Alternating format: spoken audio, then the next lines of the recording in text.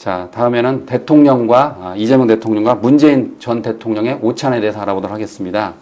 국내적으로도 경제 성장률, 수출 실적, 그리고 세수 증가, 주가 지수 같은 거시경제 지표들에서 아주 놀라운 그런 성과를 거두고 있고, 특히 AI에 관한 세계적인 공급망에서 대한민국의 이 사안이 더욱 아주 크게 높아진 모습들을 보면서 아주 자랑스러움을 느꼈습니다. 아마 국민들이 바라보는 마음들도 같지 않을까 그렇게 생각합니다. 근본적으로는 우리가 집권해서 모두를 대표해서 모두를 위한 정치를 또 행정을 해야죠. 또 그러려면 내부의 단합도 매우 중요하다. 속이 단단해야 되겠죠. 또 끊임없이 외연을 확장하고, 그래서 저는 이제 구조적 다수를 만들기 위해서 노력해야 되고, 또 거기서 끊임없이 성과를 내야 그게 뒷받침되는 거죠. 말로만은 안 되지 않습니까? 이 두 가지를 잘 조화롭게 해야 된다고 생각합니다. 전현직 대통령이 비빔밥을 메뉴로 해가지고 이야기를 나누는데 언론에서 이렇게 평가하고 있습니다.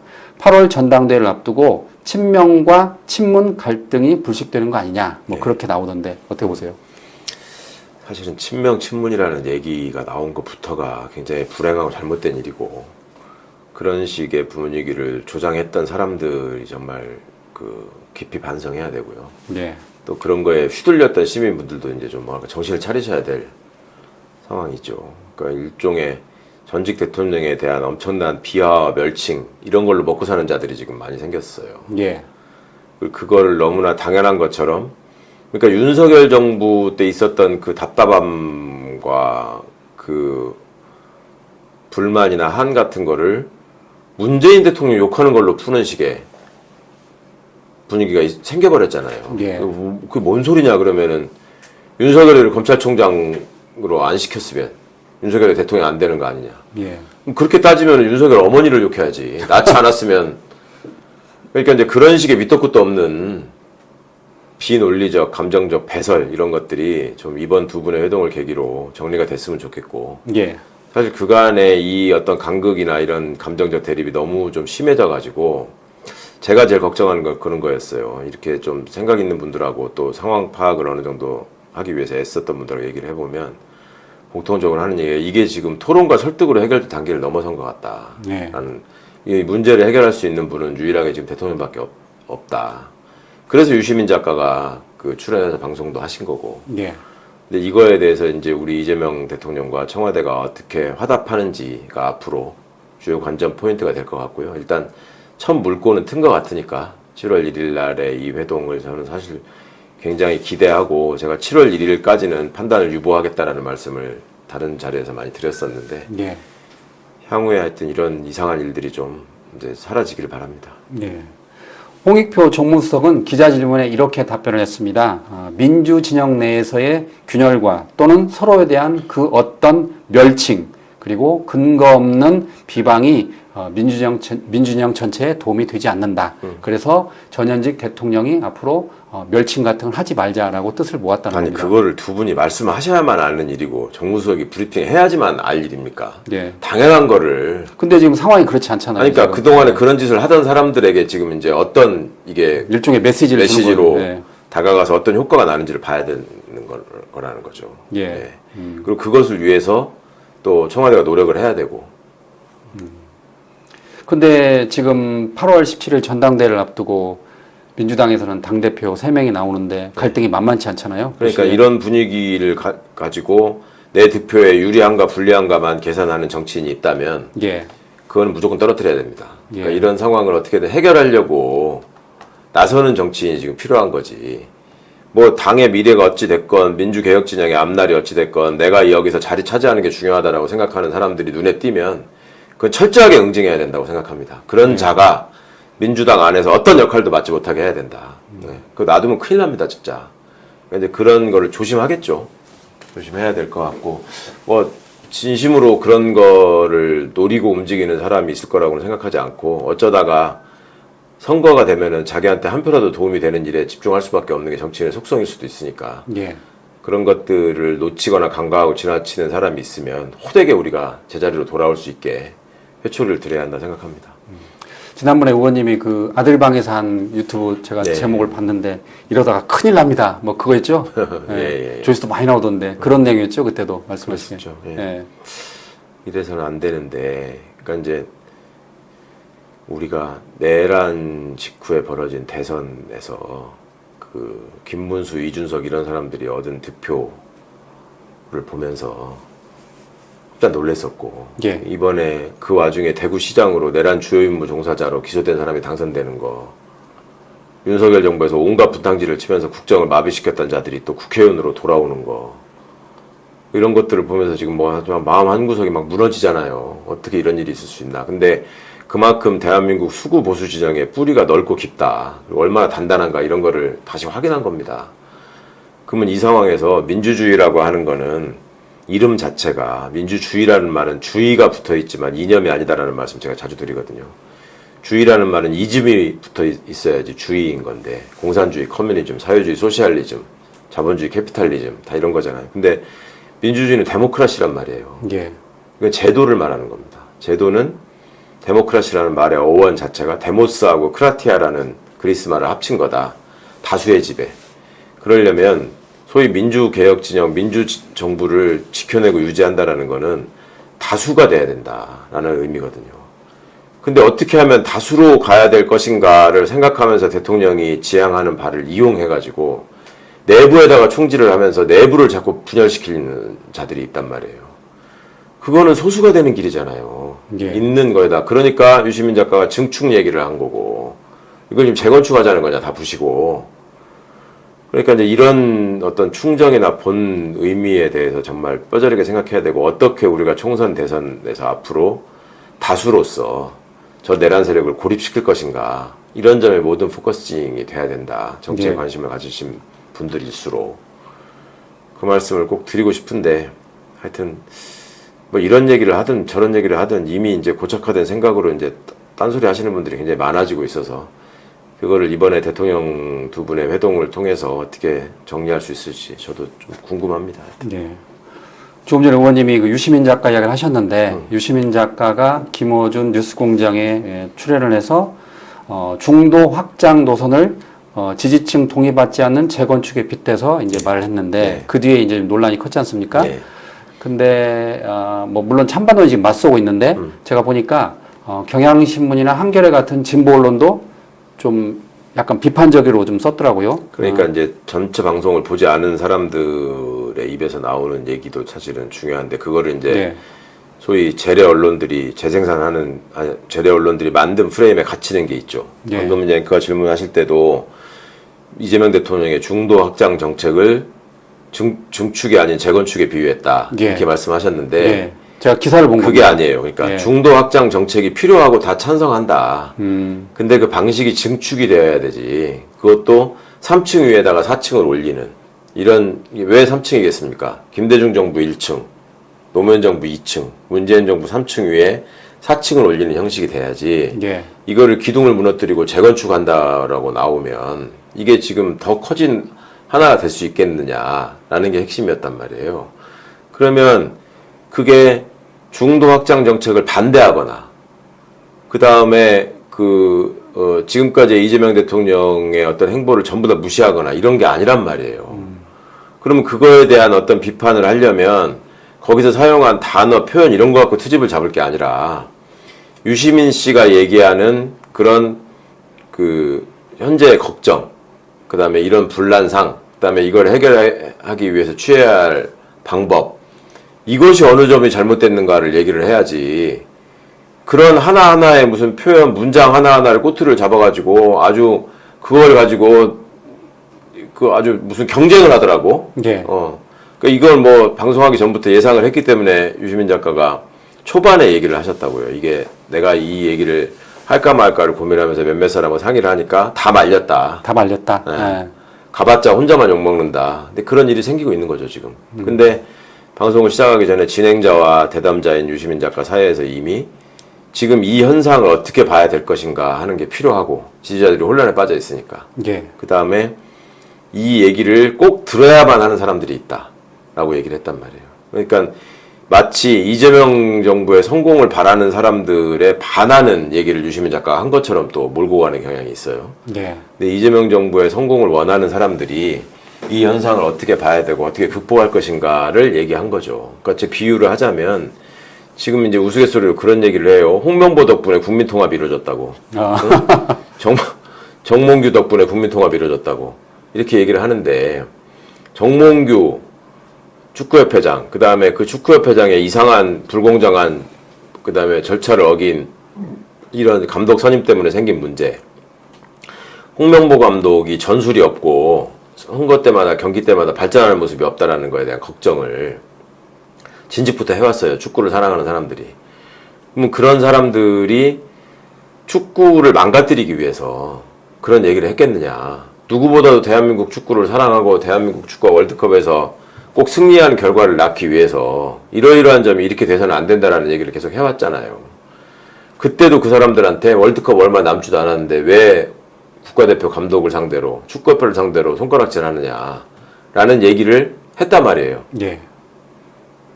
축구협회를 지켜야 된다. 국가대표 감독을 지켜야 된다. 이러면서.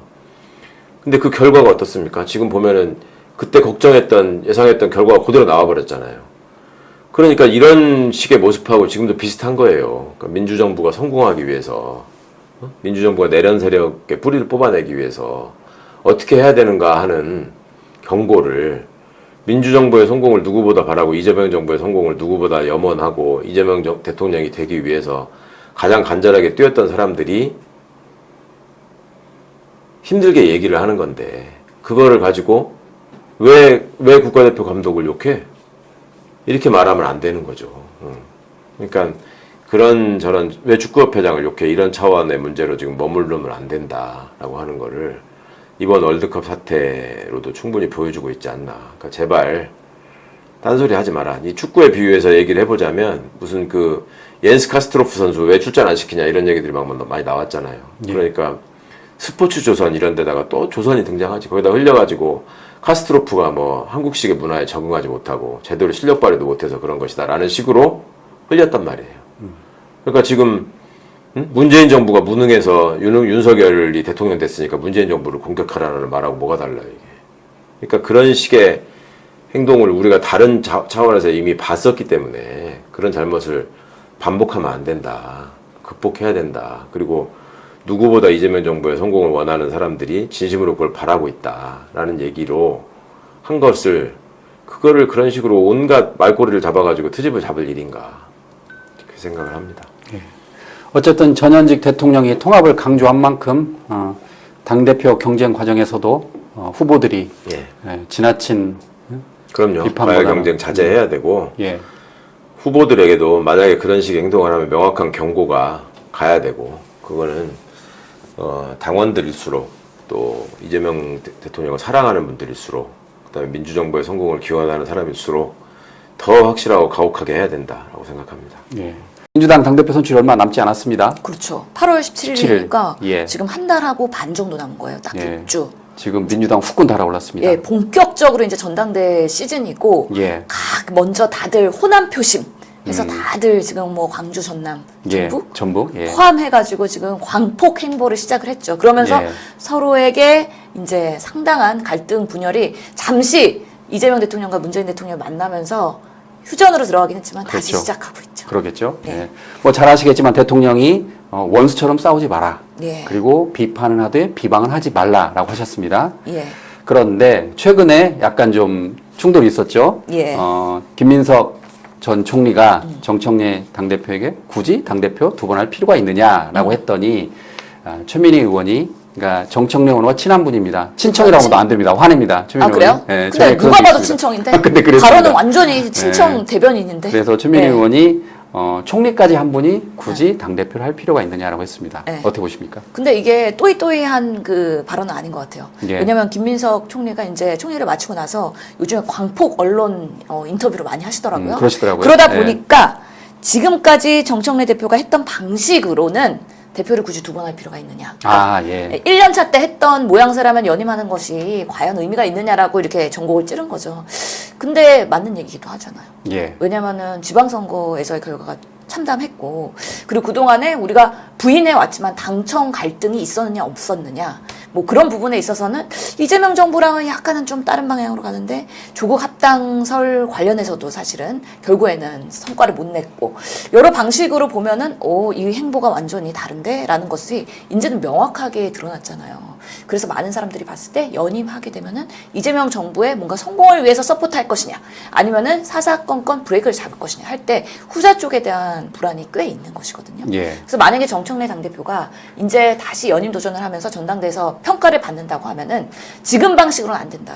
새롭게 태어나서 새로운 방식으로의 이재명 정부를 완전히 서포트하는 거 아니면은 사실은 이번에는 냉정한 평가를 받을 거라는 그런 생각이 있거든요. 예. 그러면서 김민석 이제 후보가 그렇게 얘기를 한 것이고, 근데 총리하다가 당대표 될 수 있죠.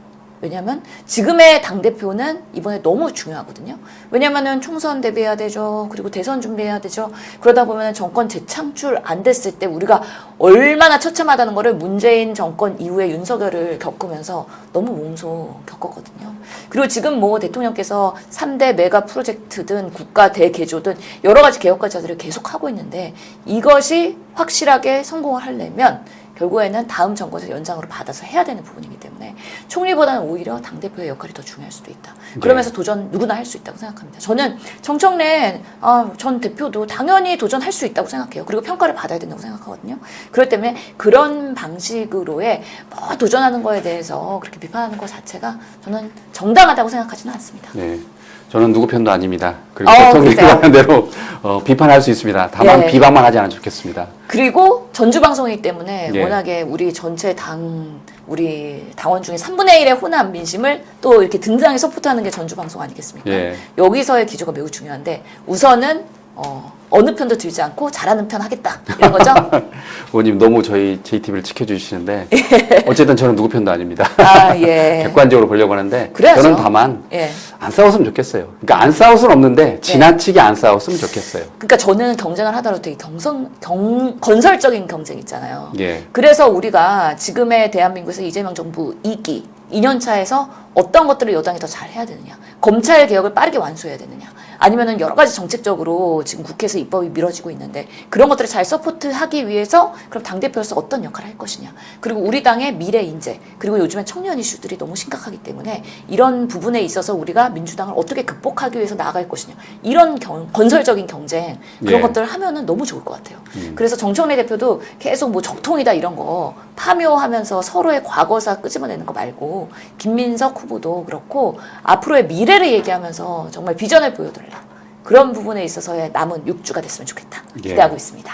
송영길 의원 같은 경우는 정청래 전 대표에게 노무현 장례식 때 안 왔다라고 예. 했다가 알고 봤더니 정청래 전 대표가 이제 그 당시 중국에 있어가지고 그쵸. 바로 귀국을 해서 KTX 타고 봉화마을 갔다고 그랬잖아요. 그러니까 사과를 또 했는데 그 갖고도 말이 많더라고요. 그러니까 아니 공격하려면 기본적으로 팩트는 확인하고 팩트는 공격해야 확인했었는데. 돼요. 안 그러면 네. 그 공격 자체에 대한 신뢰가 확 떨어지기 때문에 이런 부분에 있어서는 안 한 말 못하다라는 말씀을 드리고 싶고, 워낙에 근데 정청래 지금 후보가 내가 김대중, 노무현, 문재인, 이재명 4명의 대통령과의 다 인연이 있고 내가 적통이다, 그리고 내가 친노 친문 막 이렇게 얘기를 하다 보니까 예. 그 화살을 딱 꽂으려고 했다가 이게 잘 안 먹힌 거죠. 예. 근데 우리 민주당이 사실은 뭐 가치냐 아니면 적통이냐 그리고 이념이 어떠냐 이런 부분보다 사실은 당연히 민주당을 사랑하는 사람이라면은 앞으로 민주당을 어떻게 이끌어 나가야 되느냐, 그리고 다양한 사람들이 들어와갖고 지금은 엄청나게 정부 여당으로서의 큰 세력을 갖고 있는 거잖아요. 이것을 문제없이 잘 이끌어 가기 위해서 어떤 방식으로 리더십을 보여줄 것이냐, 이런 것들을 얘기해야 되는데 너무 과거사 공격하다 보니까 이렇게 어떻게 보면 삐끄덕거리는 부분이기 때문에 이런 것들은 좀 자중해야 된다라고 예. 생각합니다. 다시 한 번 말씀드리지만 저는 누구 편도 아닙니다. 그러니까 누가 친노냐, 누가 예. 친문이냐 이런 얘기가 무슨 의미가 있어요? 그러니까요. 예, 네. 정말 이런 것들은 좀 자중해야 된다라고 생각을 합니다. 오늘따라 유단히 말을 네. 아끼시네요.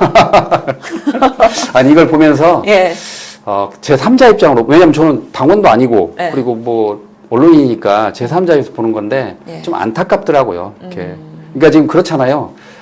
당대표를 앞두고 이렇게 치열하게 싸웠다가 예. 또 대통령 선거 때는 또 뭉쳐요. 그쵸. 그러다 또 대통령 어느 정도 지나면 또 차기 정권 그걸 위해서 또 갈라지잖아요. 이게 예. 패턴이 매번 반복돼요. 제가 보기에. 맞아요. 그러니까 물론 당사자 입장에서는 뭐 급하고 뭐 그런 것 있겠지만 저는 그건 좀 아닌 것 같습니다. 그래서 원래 선거 때 되면요 내부 경선이 제일 무서운 법이에요. 그렇죠. 왜냐면 내부에서 네. 경쟁을 해야 되기 때문에 사실은 그게 되게 뼈 아프고 뼈 때리는 그런 부분들이고 때리는. 그리고 그게 평생 가기도 하잖아요. 사실 그렇죠. 평생 이낙연 가죠. 대표가 왜 지금 이렇게 됐습니까? 이재명 우리 소중한 후보를 정말 대장동부터 해가지고 여러 가지에 대한 비판을 하면서 그게 정말 지금까지도 고칠거리로 정말 힘들어하고 계시는 대통령이시잖아요. 예. 그렇기 때문에 내부 경쟁을 하더라도 그런 뭔가 네거티브를 하게 되면 그게 상당한 트라우마와 끝까지 정말 민주당이 더 잘 되기 위해서 여러 가지 좋은 일을 해야 되는 데 있어서 발목을 잡을 수가 있기 때문에 적당히 해야 된다. 그래서 오늘도 보니까 여러 언론들 보니까 그 초1회 모임이 해체됐다는 보도가 있더라고요. 예. 예, 그래서 사실은 이제 이번에 22대 총선 되면서 친문분들이 많이 공천해서 공천을 못 받았어요. 예. 그러면서 약간 분노가 있었죠. 그러면서 한 달에 한 번씩 모이자 하는 게 초1회였거든요.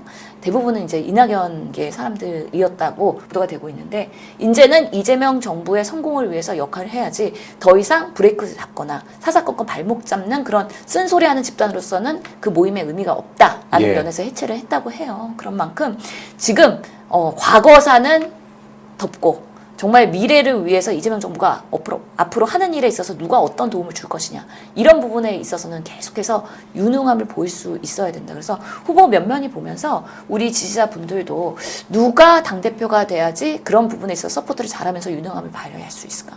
대통령은 하루 종일 공부한다고 하잖아요. 그리고 세상에 정말 공부해야 될 게 너무 많아요. 쏟아지는 그런 새로운 뉴스에 대해서 더 한 발 먼저 가야 되는 거잖아요.